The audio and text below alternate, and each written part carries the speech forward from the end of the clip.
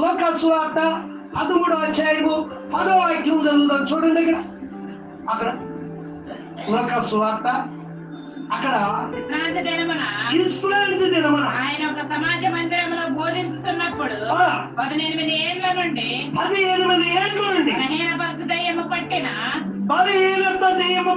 ఒక స్త్రీ అచ్చట నుండెను. ఆమె నడుము వంగిపోయి ఎంత మాత్రమును చక్కగా నిలబడలేకుంటే ఉండెను. యేసు ఆమెను చూచి రమ్మని పిలిచి అమ్మా, నీ బలహీనత నుండి విడుదల పొంది ఉన్నావని చెప్పి ఆమె మీద చేతులుంచగానే ఆమె చక్కగా నిలవబడి దేవుని మహిమపరచెను. విశ్రాంతి దినమున స్వస్థపరిచినందుకు సమాజ మందిరపు అధికారి కోపముతో మండిపడి సమూహమును చూచి పని చేయదగిన 6 దినములు కలవు కనుక ఆ దినములలోనే స్వస్థత పొందడి. విశ్రాంతి దినమందు రావద్దని చెప్పి విశ్రాంతి దినమున నీవు రావద్దని చెప్పాను. హల్లెలూయా. ఏం చేస్తున్నాడు ఇక్కడ? విశ్రాంతి దినమున మీరు రావద్దు. రేపు ఒక పేరు పెట్టారు, చక్కని పేరు. ఏ పేరు తెలుసా? సండేలా. ఏంటంటే సండేలా అంటే ఏం పనులు తెలిసినప్పుడు మనము సండే వెళ్ళి ఆరాధన చేయవసరం లేదు. ఏం చేయొచ్చు? సండే అంటే మనమంతా చాలా సెలబ్రేషన్. సండే అంటే మనమందరము సుఖించాలి. సండే అంటే ఇంట్లో ఉండాలి. సండే అంటే సెలబ్రేషన్. సండే అంటే హ్యాపీనెస్. సండే అంటే సండే అంటే కూడా పెట్టిందంటే ఏంటది? మనము ప్రాంతాలను, మన ఇళ్ళను, అనుకున్నటి పనులను చక్కబరుచుకునేదంట. మీరు విశ్రాంతి దినమునకు వెళ్ళవలసిన అవసరం లేదు. ఏమిటి దేవుడికి వ్యతిరేకమా? దేవుడికి ఇష్టమైన పని అది ఇష్టమైందనే వ్యతిరేకమైందా? దేవునికి వ్యతిరేకమైన పని. సమాజ మందిర అధికారి ఏమంటున్నాడు? ఆ వంగిపోయిన వారిని నిలబెడితే ఇష్టపడలే. వంగిపోయిన వారిని నిలబెట్టడానికి ఇష్టపడలే సమాజ మందిర అధికారి. యేసు ప్రభు వారి ఉద్దేశం ఏంటంటే, చూడండి, విశ్రాంతి దినమున నీవు వంగిపోయేవాడు కాదు, చక్కగా ప్రభు సన్నిధిలో సాక్షాత్తంగా నిలబడాలి. కీర్తనలు పాడుతూ ప్రభుని స్తుతించడం, ప్రభుని మాటకి వినటం, ప్రభు చిత్తాసారిగా నడుచుకోవడం, సాధ్యమైన మాటలు వినటం, నీ కొరకు, నా కొరకు, మానవ ప్రపంచము కొరకు, ఆయన ఇక్కడ సిలువ యజ్ఞము చేసిన దాని కొరకు సాక్షాత్తంగా నిలబడాలి. దేవునికి స్తోత్రం చెప్పండి గట్టిగా. హల్లెలూయా. సాక్షాత్తంగా నిలబడాలి. ఆత్మీయత నీలో ఉందంటే వంగిపోయిన స్థితి. ఏది చూసినా వంగిపోతాం కదా, ఏది చూసినా వంగిపోతాం. పాపములో వంగిపోతాం, కోపములో వంగిపోతాం, మాంసములో వంగిపోతాం, పొగుడుతలు చూస్తే వంగిపోతాం. ఈ వంగిపోయే స్థితిగతి నీలో ఉందనుకో, చూసండి, ఇంకంత మాత్రం నిలవాలి. చాలా మంది వంగిపోతారు. చూడండి, వంగిపోతారు.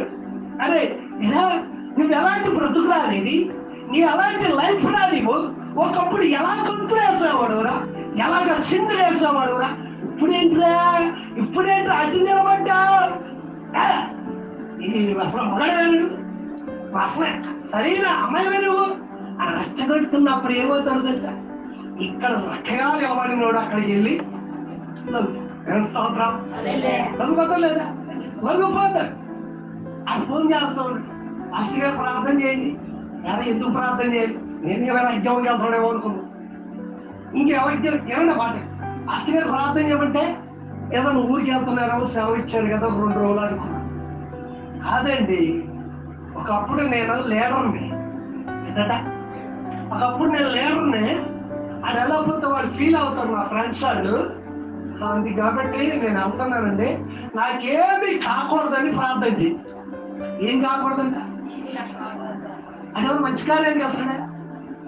ఆడ మంచి చేయడానికి వెళ్తాడా? ఎవరు ఒడుగుపోతా వాడు వెళ్తే నేను ఒకటే చెప్పాను, చెయ్యను ఏమన్నాను తప్ప తప్ప చేయనట్టు మంచిదండి, మంచి కదా. నేను నవ్వు చెప్తానండి, పాస్టర్ గారు పాపం చెప్పారు చెయ్యను అన్నారు తప్పండి. నేను అప్పుడన్నా ఉన్నాను, అమ్మా పాస్టర్ గారు ప్రార్థన చేయమంటున్నాడు సాక్షి చెప్పమ్మా అంటే, పాస్టర్ గారు ప్రార్థనగా చేసేయచ్చు కదంటే, ఏమైనా దెయ్యం పట్టిందా నీకు? ఏమైనా పట్టిందా? ఎక్కడ ఉండిపోతున్నారు అసలు అర్థమవుతుందా? ఎక్కడ నువ్వు నశించబోతున్నారు అర్థమవుతుందా అని అంటే, ఈ లోపల భర్త తీసుకున్నాడు ఫోన్ తీసుకుని, అయ్యారు ఇంత కాదా నేను తెప్పండి మా ఇంట్లో వెళ్ళే, ఇంత కాదా నేను తెప్పొద్దు అన్నారు. ఇంటికినే ఈ వైఖరి బుద్ధులు మనకు పోయే బుద్ధులు, ఈ బుద్ధి ఎక్కడ అన్నాడు ఇంకో మాట, ఆ మాట కూడా ఏంటో చెప్పండి. ఈ బుద్ధి అంటే ఎక్కడ పెట్టబోదంట, ఏమంటారు చెప్పండి, మీరు చెప్పండి ఎక్కడ పెట్టబోదా? అదేదో అన్నాడు పొలంలో తెలియా, ఈ బుద్ధి అలా పోదండి అన్నాడు. ఏమన్నా అలమాకండి, నేను ప్రార్థన చేసుకుని వెళ్ళొద్దని చెప్పండి అంటే, నేను పొగుడుతున్నానండి, ఉంచేసుకున్నారు వీళ్ళు.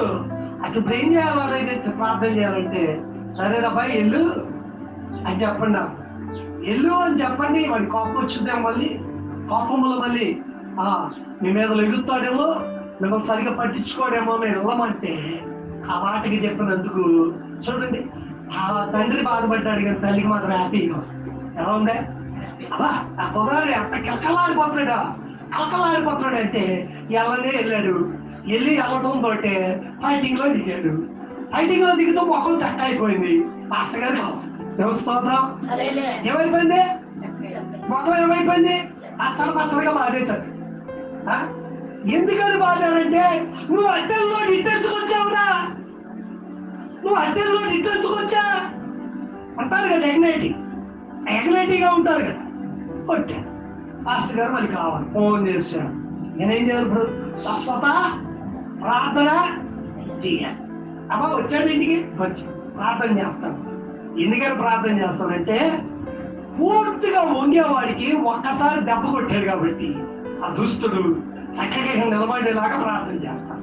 దేవుడికి స్తోత్రం. హల్లెలూయా. వైకుపాయతమైతే అలాంటి వైకుపాయలు కాదు, 18 సంవత్సరాలేంటి ఆ వైకుపాయల స్థితిని యేసు ప్రభు చూశాడు. చూడండి, కొంచెం అటో అడుగు ఇటో అడుగు యేసునామి కాదు, సమాజ మందిరంలో కనబడుతుంది. అయితే ఆమెని యేసు ప్రభు చూశాడు. ఎందుకని చూశాడనంటే, ఆమె విశ్వాసమును బట్టి, ఆమె నమ్మకమును బట్టి, ఆమె భక్తుని బట్టి, ఆమెకున్న ఆసక్తులు బట్టి యేసు ప్రభు ఏం చేశాడు? స్వస్థపరిచాడు. దివ్యమైన స్వస్థత. దేవుడికి స్తోత్రం.